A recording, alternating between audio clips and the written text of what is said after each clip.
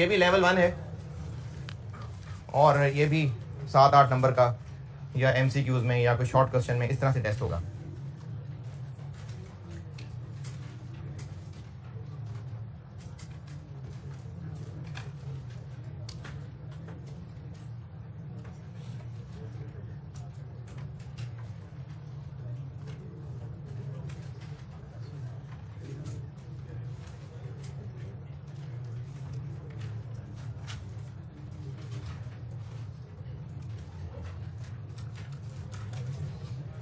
IS 41 agriculture.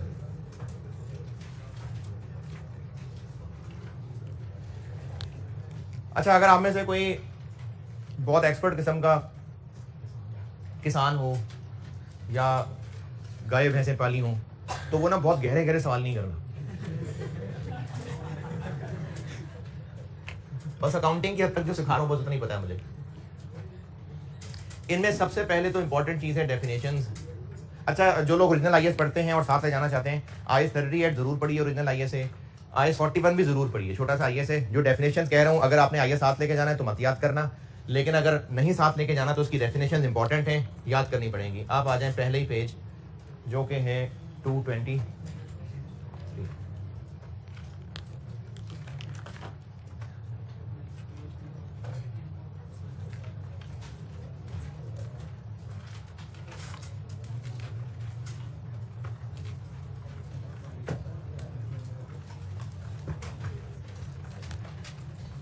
जो लोग original IAS पढ़ते हैं, साथ लेके जाना चाहते हैं, IFRS 9 की तरफ देखना भी नहीं आपने, और IFRS 16 आपकी मर्जी है पढ़ना चाहें तो, लेकिन IAS 38 जरूर पढ़ लें और IAS 41 जरूर। और जो नहीं लेके जाना चाहते तो जो जो कहता हूं वो याद किया करें।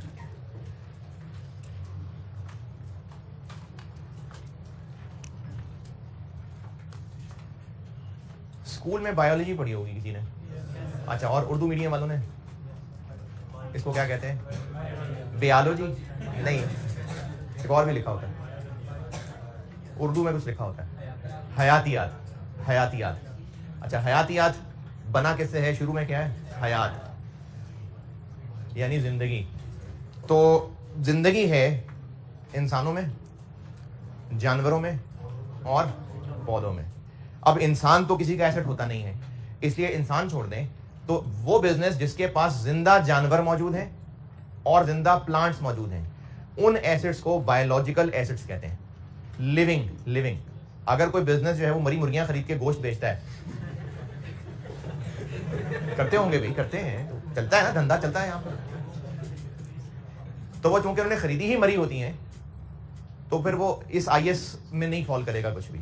लेकिन वो बिजनेस जिनके पास जिंदा हालत में जानवर मौजूद हैं या जिंदा हालत में प्लांट्स मौजूद हैं, उन एसेट्स वो उन जानवरों और प्लांट्स को बायोलॉजिकल एसेट्स कहते हैं। ये मैंने आपको डेफिनेशन 2.5 बता दी, नहीं 4 बता दी, 2.4 पढ़ते भी जाइएगा जो जो बताऊं। अच्छा, ये बिजनेस के पास क्यों होंगे जानवर, क्यों रखे होंगे बिजनेस में? यानी कुत्ता लड़ाने का शौक होगा क्या बिजनेस है? बिजनेस ने जानवर पाले होंगे, या तो वो बिजनेस डेयरी से रिलेटेड होगा, दूध, फिर आगे दूध के प्रोडक्ट्स, फिर इसी तरह से उस बिजनेस का काम होगा गोश्त का, वो मुर्गियां पालते होंगे, गाय भैंसे पालते होंगे, फिर उनको ज़िबा करके गोश्त बेचते होंगे। इसी तरह से और भी अगर कोई जानवरों से रिलेटेड प्रोडक्ट हैं तो है किस चीज़ के? खरीद के बेचने। ये जो खरीद के बेचने हैं तो वैसे ही को मलिक साहब होते होंगे ना, कंपनी ये काम, क्योंकि IAS कंपनी पे लग रहा है ना। देखें, हैं? समझ नहीं आई? अल्फाज फंस रहे हैं इसमें, मास्क में क्या? अच्छा, वैसे मैंने और किया कि जब से कोरोना गया है तो कुछ मास्क जो है ना वो शक्लों का हिस्सा ही बन गए हुए हैं वो, हालांकि अब तो कोरोना चल रही है ना। हाँ जी बिल्कुल। फार्मिंग, देखें, अगर वो कोई बिजनेस है, कंपनी है कि उस पर IAS लगे और उनके पास ये जानवर हैं तो हाँ बिल्कुल, वो जानवर भी IAS 41 में बायोलॉजिकल एसेट्स हैं। तो बायोलॉजिकल एसेट्स हैं जिंदा जानवर और पौधे। अच्छा, पौधे क्यों होंगे बिजनेस के पास? अच्छा, देखें, आप ये याद रखिएगा कि हम इस कलमा चौक पे बैठे हुए गमले बेचने वालों की बात नहीं कर रहे हैं। हम कंपनीज की बात कर रहे हैं, क्योंकि आईएस कंपनी ने लगाना है। तो कंपनीज के पास पौधे क्यों होते होंगे, दरख्त क्यों होते होंगे, हैं? खूबसूरती के लिए। हाँ जी, देखें ये जो बिजनेस जैसे मिचेल्स है, मिचेल्स ये जो जैम्स वगैरह होते हैं इनके अपने बागात होते हैं, इनका तो पता है, देखे भी हुए, बाकियों का पता नहीं, लेकिन इस तरह की कंपनीज ने अपने बागात, अपने फल, और वो बेचते भी होंगे, जैम वगैरह बनाने में भी इस्तेमाल होते होंगे। तो ये पूरे पूरे जो बागात हैं, जो दरख्त हैं, ये बायोलॉजिकल एसिड्स हैं। फिर कुछ बिजनेसेस होते हैं, अच्छा कुछ लकड़ियां हैं, जो लकड़ी बड़ी इंपॉर्टेंट बिकती है फर्नीचर के लिए, बड़ी खास उसको उगाया ही उस लकड़ी के लिए जाता है। तो वो जो बिजनेसेस उन दरख्तों को उगा रहे हैं, ये जिंदा दरख्त है। तो बायोलॉजिकल एसिड्स होते हैं जिंदा जानवर और पौधे। जी जी, हाँ हाँ, वॉश रेडिंग होती है ना। हाँ जी, क्या करें? नहीं, मैंने कहा कि अगर कोई जानवर खरीद के बेच रहे हैं तो नॉर्मली बिजनेसेस ये काम नहीं कर रहे होते, ये तो आम इंडिविजुअल्स कर रहे होते हैं। गांव वगैरह में जानवर पालते हैं, जमीनों पे खा पी के जानवर बड़े हो जाते हैं, फिर उनको शहर में लाके ईद के करीब बेच देते हैं। लेकिन कंपनीज ये काम कर रही हो बहुत कम होगा ऐसा। लेकिन अगर हो कि वो जानवर खरीद के बेचते हो तो हाँ ठीक है, वो भी इसी में आएंगे। देखिए बहुत यूनिवर्सल रूल है, अ लिविंग एनिमल। अब जिस बिजनेस के पास भी जानवर मौजूद हैं वो बायोलॉजिकल एसिड्स हैं।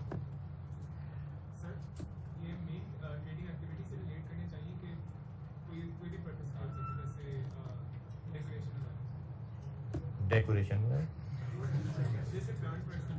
अच्छा मतलब ऐसे ही वो ऑफिस में कुछ बाग वगैरह बनाए हुए हैं।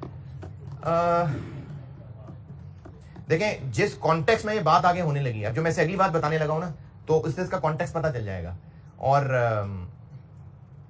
उससे फिर ये वाले जो बाग शाग बनाए होते हैं निकल जाएंगे। यानी ऐसी किसी ने कुत्ते पाले हुए हिफाजत के लिए, तो वो अभी जो मैं अगली बात बताऊंगा उससे वो निकल जाएंगे वो बिजनेस। अच्छा जी, अब अगली बात के इन जानवरों से, इन दरख्तों से करना क्या है। अगर बिजनेस है तो जानवरों से हासिल क्या करना है, अंडे, दूध, गोश्त, खाल, ऊन, ये जानवरों से हासिल किया जाने वाला है और उसको बेचा जाता है, या अगर बेचा नहीं जाता तो फर्दर प्रोसेस करके कोई और चीज बनाई जाती है। इसको कहते हैं एग्रीकल्चरल प्रोड्यूस। अच्छा, इसी तरह जिस बिजनेस के पास दरख्त हैं उन दरख्तों से क्या हासिल होना है, फल, सब्जी, पत्ते, लकड़ी, ये उनसे हासिल होने वाला एग्रीकल्चरल प्रोड्यूस कहलाता है। 2.1 पढ़ लें, 2.2 सॉरी 2.2।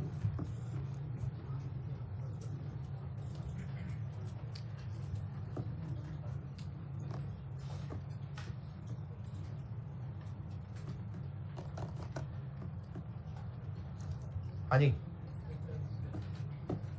Agriculture produce, okay. ये जो आईएस लगना है ना, वो बायोलॉजिकल एसिड्स पे लगना है, और बिल्कुल शुरू में इस एग्रीकल्चर प्रोड्यूस पे लगना है। शुरू को मैं इंग्लिश में कह देता हूं, ये बायोलॉजिकल एसिड्स पे लगना है, और बिल्कुल जो initial recognition of agriculture produce है उस पे लगना है।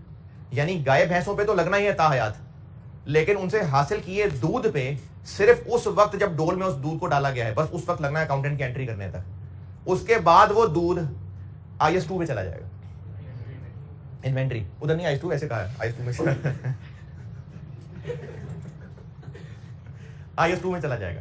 अच्छा, इसी तरह दरख्तों से जो फल तोड़ा है उस फल को तोड़ते तक, पहली दफा रिकॉर्ड करने तक IS 41 लगेगा। उसके बाद वो फल IS 2 में चला जाएगा। तो गाय भैंसों पे, मुर्गियां, जो भी जानवर हैं, पौधों पे, दरख्तों पे, ये ताहयात लगना है IS, लेकिन इनसे हासिल होने वाले प्रोड्यूस पे बस बिल्कुल शुरू में लगना है। इस चैप्टर के बिल्कुल शुरू में आइए, ये आपसे MCQ भी पूछा जा सकता है, पेज के बिल्कुल शुरू में टॉप पे, कि ये IS लगता किस पे है। Agricultural activity relating to biological acids, यानी बायोलॉजिकल एसिड्स पे लगेगा ये IS। एग्रीकल्चरल, ये एक्सेप्ट बताता हूं भी क्या है, एग्रीकल्चरल प्रोड्यूस पे लगेगा, लेकिन बस शुरू में, at the time of harvest, यानी जब दूध हासिल किया है, जब फल हासिल किया है, जब गोश्त हासिल किया है, बस उसके बाद फिर ये चीजें IS 2 बन जाएंगी। और तीसरी चीज, इन सबसे रिलेटेड गवर्नमेंट ग्रांट से, इन पे लगना है ये IS। आपसे MCQ पूछा जा सकता है।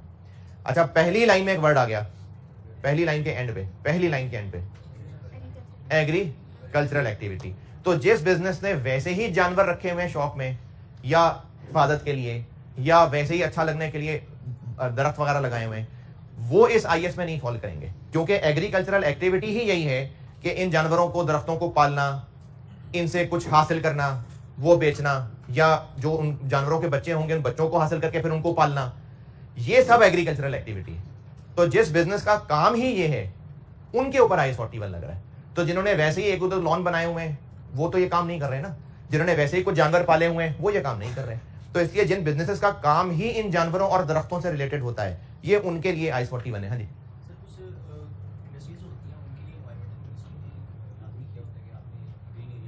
हाँ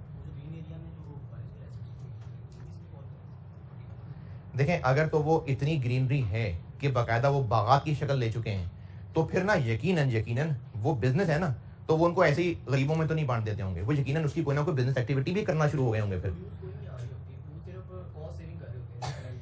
देखें, वही बता रहा हूँ ना कि अगर वो दरख्त इस काम के लिए हैं कि फलदार दरख्त हैं और उन्होंने फिर ये फलों का काम शुरू कर देना है, फिर वो यहाँ आ जाएंगे। अगर वैसी बस जस्ट ग्रीनरी है तो वो तो चाहे बड़े दरख्त हो चाहे छोटे दरख्त हो, वो जस्ट ग्रीनरी है, वो नहीं है यहाँ पर। लेकिन वो इस IAS में नहीं आ पा रहे ना। एग्रीकल्चरल एक्टिविटी होगी तो इस IAS में आएगी। Biological acids okay, agricultural produce, उनसे हासिल होने वाला प्रोड्यूस। चलिए आगे, जितने दरख्त उगाए होते हैं, मिसाल कोई भी आम का दरख्त, चलो अच्छा, जिनको पता है वो बताएं।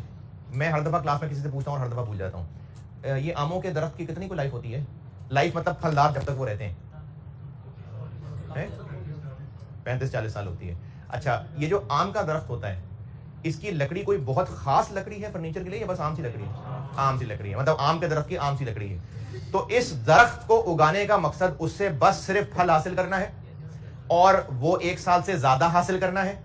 और ये सब उर्दू वाले और हैं, दोबारा सुने, वो दरख्त जिससे मकसद फल हासिल करना है और 1 साल से ज्यादा हासिल करना है, और वो जो लकड़ी है बस वो लकड़ी है जो एंड पे सामान उठाने, रखने या चिता जलाने या वो जो सर्दियों में जलाने के काम आएगी, बस। इसके अलावा उस लकड़ी की कोई हैसियत नहीं है। इस दरख्त को बियरर प्लांट कहते हैं। इस दरख्त को बियरर प्लांट कहते हैं। दोबारा सुनिए, 1 साल से ज्यादा लाइफ होनी जरूरी है, और एंड पे उस लकड़ी की कोई खास कीमत नहीं हो। बची कुची लकड़ी है तो है, रद्दी के भाव बिक जाए तो बिक जाए। सस्ती लकड़ी यानी लकड़ी का जो सस्ता तरीन काम होता है वो यही है ना कि जलाने के काम आ जाएगी, बस इस तरह बिक जाए तो बिक जाए, वरना ऐसा कोई कीमती लकड़ी नहीं होगी। इसको बियरर प्लांट कहते हैं। इस पे गन्ने के खेत पे बात करता हूं अभी। ये मैंने आपको पॉइंट नंबर 2.3 बता दिया। 2.3, बेरर प्लांट वो जिंदा प्लांट है जिसका मकसद है ताकि इसे फल हासिल करें, 1 साल से ज्यादा फल हासिल करें, और बहुत ही दूर के चांसेस है, रिमोट लाइकलीहुड कि इसको किसी इंपॉर्टेंट कीमती लकड़ी के तौर पे बेचा जा सके। ये स्क्रैप के तौर पे बिकेगी। जीरो कहना तो नहीं जरूरी शर्त है, लेकिन बात यह है कि उन दरख्तों को उनकी लकड़ी की वजह से नहीं उगाया जा रहा, और उस लकड़ी की कीमत ऐसी नहीं है कि आम के दरख्त की लकड़ी भी बड़ी कीमती है, ऐसा नहीं है। जैसे कहीं सुना ही है कि ये अखरोट की लकड़ी बड़ी कीमती होती है शायद फर्नीचर के लिए, है ऐसा? अखरोट है फर्नीचर वगैरह। तो इस तरह की ना लकड़ियां वो अपनी पहचान रखती है, कीमत ज्यादा है, लेकिन वैसे किसी भी दरख्त की लकड़ी वो बस लकड़ी के तौर पे बिकेगी, तो उस लकड़ी की कोई खास कीमत नहीं है। ये मतलब है पॉइंट 3 का। बेरर प्लांट पढ़ने को कहा है ना यार, 2.3 पढ़े भी।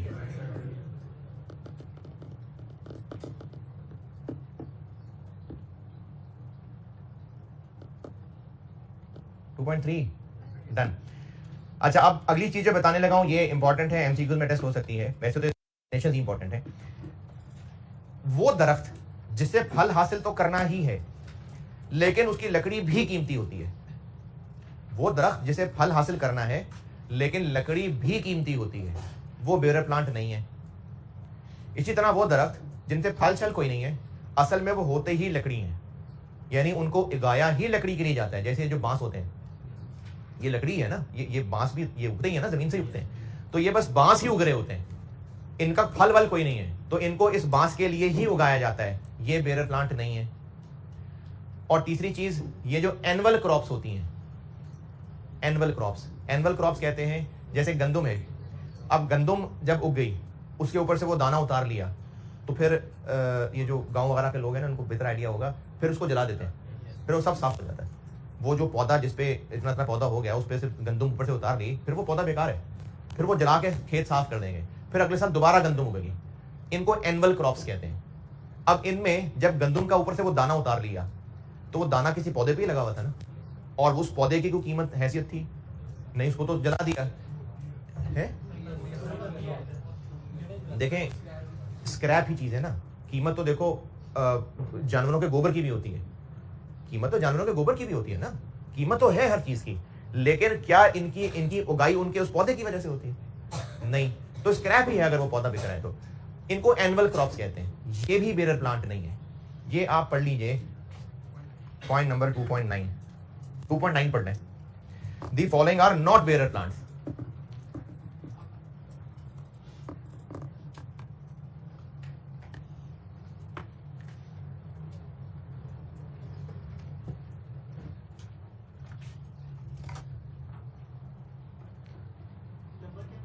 लकड़ी, बांस,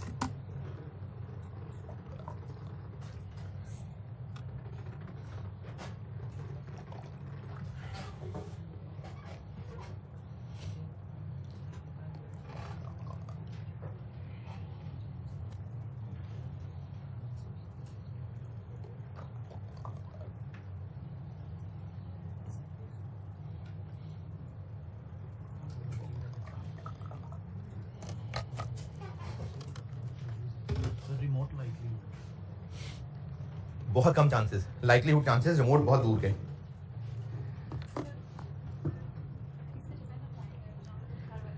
to 2.9 following are not bearer plants. Point A, plants cultivated to be harvested, इसलिए उगाए जाते हैं ताकि इनसे क्या हासिल करें, इनको हम हार्वेस्ट करके ही खुद प्रोडक्ट के तौर पे इस्तेमाल करें, जैसे लकड़ी के लिए ही उगाए जाने वाले दरख्त। ये पॉइंट ए का मतलब है। आप पूछें क्या पूछ रही? पॉइंट बी, वो प्लांट्स जो इसलिए उगाए जाते हैं ताकि इनसे प्रोड्यूस यानी पौधे वगैरह हासिल करें, और इन दरख्तों के रिमोट लाइकलीहुड मतलब बहुत rare chances, more than a remote likelihood, यानी रेयर चांसेस नहीं, ज्यादा चांसेस। किस बात के? कि ये पौधे, ये दरख्त फल के लिए भी उगाए जाते हैं और फिर लकड़ी के लिए बेचने के लिए भी उगाए जाते हैं। Plants cultivated to produce agriculture produce. ये प्लांट बेरर प्लांट नहीं होंगे कब? When there is more than a remote likelihood that the entity will also harvest and sell the plant, कि एंटिटी इन प्लांट्स को भी उखाड़ के बेचेगी एज प्रोड्यूस, सिवाय स्क्रैप सेल के अलावा भी बेचेगी, अदर देन स्क्रैप सेल।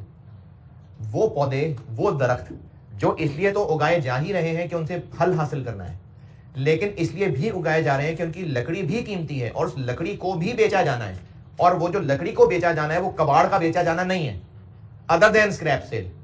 तो उन दरख्तों को भी हम बेरर प्लांट नहीं कहेंगे। पहले पॉइंट का मतलब है वो दरख्त जो है ही दरख्त कि उनसे लकड़ी हासिल करनी है। दूसरे में लिखा है वो दरख्त या पौधे जिनसे फल भी हासिल करना है और उनकी लकड़ी भी बेची जाती है और कबाड़ के अलावा बेची जाती है। और सी एनुअल क्रॉप, जो मैंने गंदम की मिसाल दी थी। मेज क्या होता है? मकई। हाँ जी, 2.9। अच्छा, एग्रीकल्चरल प्रोड्यूस के हवाले से भी आपको टेक्निकली कुछ चीजें और समझा दूं, ये एमसीक्यूज में टेस्ट हो सकती हैं। एक बिजनेस है जिसने बहुत सारी भैंसें पाली हुई हैं, उनसे दूध हासिल करते हैं, दूध भी बेचते हैं, उसके अलावा दूध से बाकी प्रोडक्ट्स बना के भी बेचते हैं, मक्खन, दही, घी, ये भी बना के बेचते हैं। भैंस से क्या हासिल हो रहा है? दूध एग्रीकल्चर प्रोड्यूस है। घी, दही, मक्खन ये नहीं है जो भैंस से हासिल हो रहा है। ये किससे बन रहा है? तो दूध एग्रीकल्चर प्रोड्यूस है, उस दूध से बनने वाली चीजें एग्रीकल्चर प्रोड्यूस नहीं है। इसी तरह दरख्तों से फल हासिल हो रहा है और उस फल से आगे जैम बन रहा है, अचार बन रहा है, तो जूस बन रहा है, तो वो जो फल है वो एग्रीकल्चर प्रोड्यूस है। उसके बाद जो उससे चीजें बन रही हैं वो नहीं है एग्रीकल्चर प्रोड्यूस। अच्छा जी, इसी तरह भेड़, शीप, इससे क्या हासिल हो रही है? ऊन, कॉटन नहीं, ऊन ऊन कॉटन वाली भेड़ें नहीं होती, ऊन ऊन होती हैं भेड़ें। तो उनसे हासिल हो रही है ऊन, जो उनकी जब वो कटिंग कराती हैं अपनी, तो उनसे जो ऊपर बाल उतर रहे हैं वो ऊन है। ये जो ऊन है, वूल, ये एग्रीकल्चर प्रोड्यूस है। भेड़ों से बने बनाए स्वेटर उतरते हैं नहीं, उनसे ऊन उतरती है। ऊन एग्रीकल्चर प्रोड्यूस है, फिर उस ऊन से बाद में स्वेटर बनते हैं, तो वो स्वेटर एग्रीकल्चर प्रोड्यूस नहीं है। हाँ, तो वो भैंसों से ले लिया था ना, बस काफी है।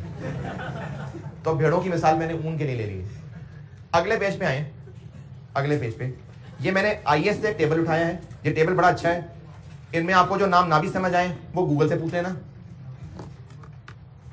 क्योंकि बीच में नाम ऐसे हैं ना जो नहीं आम लोगों को पता होते, वो गूगल से पूछ लेना। लेकिन ये टेबल याद कर लीजिएगा, ये एमसीक्यू के हवाले से बड़ा इंपॉर्टेंट टेबल है। ये मैंने आईएएस से ओरिजिनली उठाया हुआ है। इस टेबल में है क्या, बायोलॉजिकल एसिड्स हैं, उनसे हासिल होने वाली एग्रीकल्चर प्रोड्यूस है, और फिर उस प्रोड्यूस से बनने वाले आगे और चीजें हैं। अब इसमें आप जैसे मिसाल के तौर पे पहली चीज है शीप। इस शीप बायोलॉजिकल एसिड है, शीप से ऊन हासिल हो रही है, ये ऊन एग्रीकल्चर प्रोड्यूस है। कारपेट जो उस ऊन से बन रहा है वो एग्रीकल्चर प्रोड्यूस नहीं है, जो धागा बन रहा है वो नहीं है एग्रीकल्चर प्रोड्यूस, ये उस ऊन से आगे बन रहा है। तो ये आगे तीसरे कॉलम में लिखा हुआ। इसी तरह से ये डेयरी कैटल की बात की मैंने, भैंसों से हासिल हो रहा है दूध, ये दूध एग्रीकल्चर प्रोड्यूस है। उस दूध से आगे जो चीज बन रही है ये नहीं है एग्रीकल्चर प्रोड्यूस। तो इसी तरह से ना ये आपने टेबल याद करना है, बल्कि करना क्या है अभी पढ़े, मैं सुनता हूं आपसे, पढ़े पढ़े पढ़े।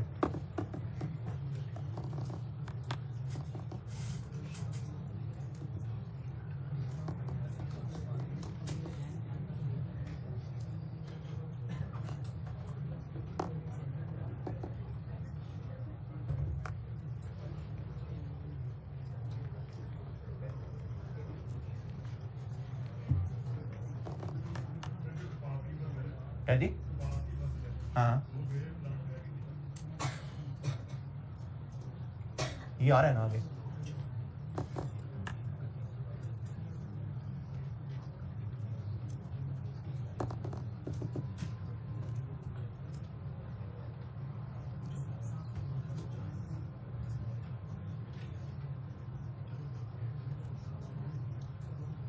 कपास की फसल एनुअल क्रॉप नहीं होती, एनुअल क्रॉप होती है ना, हाँ, तो वो नहीं है बेरर प्लांट।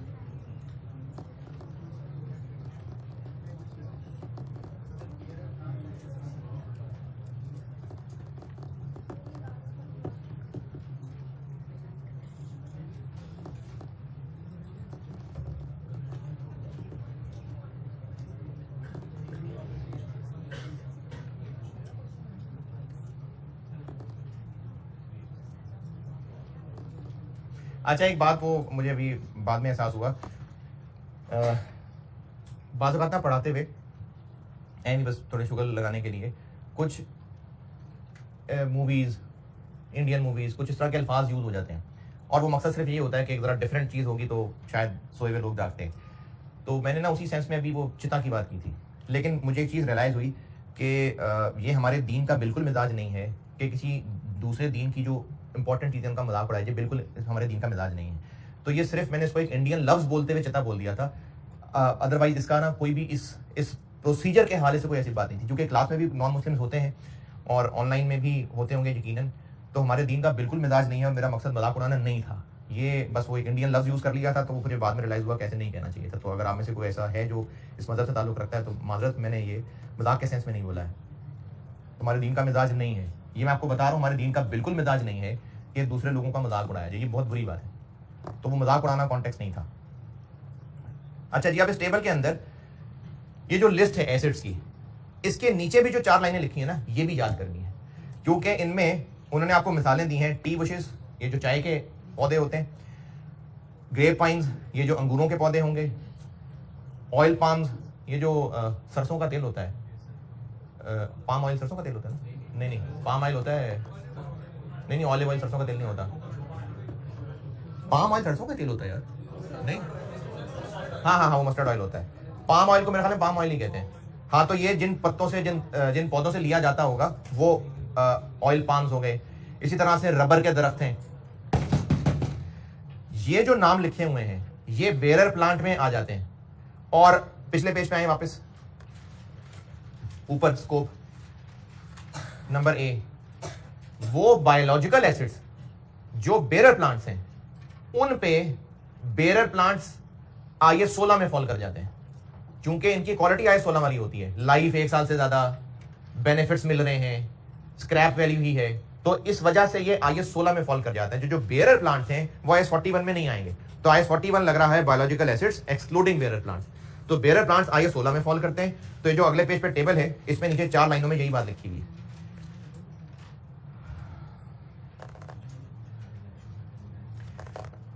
हाँ जी, bearer plant, biological acids, agriculture produce को समझा चुका मैं। कल इंशाल्लाह इनकी अकाउंटिंग करते हैं। अभी ये फिर चल रही है दुकान।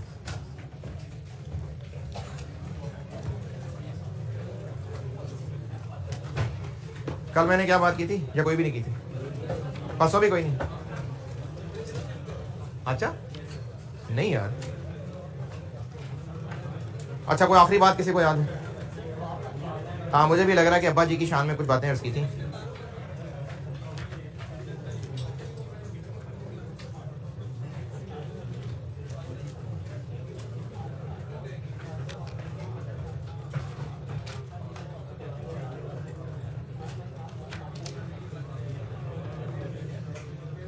अच्छा चलें फिर एक फैमिली से रिलेटेड एक बात बोलें। फैमिली में ना एक मामला ये होता है कि जब कोई बीमार हो, कोई ऑपरेशन हुआ हो, कोई और हादसा एक्सीडेंट हुआ हो, तो फिर उससे तीमारदारी के लिए, उसका हाल पूछने के लिए लोग आते हैं। ये बहुत ही बड़ा अमल है, लेकिन हमारे नॉर्म्स में इसको बिगाड़ दिया जाता है अक्सर। है बहुत बड़ा अमल, उसकी मैं हदीस सुनाता हूँ। बिगाड़ कैसे दिया जाता है? अब एक बेचारे किसी का एक्सीडेंट हुआ, बहुत ही कोई फाइनेंशियली गरीब बंदा था, एक्सीडेंट हुआ, उसका कोई रक्षा वक्षा भी गया, रोजगार का सत्यानाश हुआ, पूरा गांव उठ के आ गया मिलने, पूरा गांव कि जी अफसोस करना जरूरी है। अब वो बेचारा मजदूरी के लिए शहर आके रह रहा था, उसका पूरा गांव उठ के मिलने आया। और जब इतनी दूर से आए हैं तो फिर कुछ दिन तो रह के जाएंगे। अब वो वहीं रह रहे हैं, खाने भी बन रहे हैं, चाय भी बन रही है। तो वो जो बीमार जिसके लिए वो आए थे, तो वो सोचा कि मैं मर ही जाता। तो नहीं, ये मैं आपको रियलिटीज बता रहा हूँ, ये होता है बेचारों के साथ कि पूरा गांव उठ के अफसोस करने आता है, पूरी बरादरी उठ के अफसोस करने आती है, और जिससे अफसोस करने आए होते हैं वो मुश्किल में पड़ जाता है। ये बिल्कुल अच्छी बात नहीं है। इसी तरह से कोई बीमार है और आके ये कहना कि हम ठीक हो ना, हाँ मेरे ना फलाने कोई बीमारी थी तो मर गया था इस तरह करना, बहुत ज्यादा डिमोटिवेट कर देना, ये बहुत खराबियां हैं। अच्छा, इसी तरह से ऐसे टाइम पे आ जाना जो आराम का टाइम है, क्योंकि अपनी हाजिरी लगाना मकसद था कि बस हाजिरी किसी, अभी ऑपरेशन, अभी घर लाए अब्बू को ऑपरेशन करा के, अभी बेचारे दरवाजे पे उतरे हैं, चलो यार हाजिरी तो लगा के आए ना, पहुंच गए बस हाजिरी लगाने के लिए। अगर ये अमल हाजिरी लगाने के लिए हो रहा होता है और वो दूसरे की मुश्किल का बाइस बन जाता है, तो ये बहुत सवाब वाला अमल कहीं गुनाह का बाइस ना बन जाए। इंपॉर्टेंट ये कितना ज्यादा है, एक हदीस इसके लिए सुना देता हूं। तिरमिज़ी 2008, सैयदना अबू हुरैरा रज़ियल्लाहु अन्हु से रिवायत है कि रसूलुल्लाह सल्लल्लाहु अलैहि वसल्लम ने फरमाया, जो शख्स किसी बीमार की बीमार पुरसी करे या मुझे सिर्फ अल्लाह ताला के लिए अपने भाई की ज़ियारत करे, यानी वैसे ही मिलने चले गए कि मुसलमान भाई है, तो एक पुकारने वाला बाआवाज़े बुलंद कहता है, तुझे मुबारक हो, तेरा चलना खुशगवार हो और तुझे जन्नत में ठिकाना नसीब हो। कल मुलाकात होगी।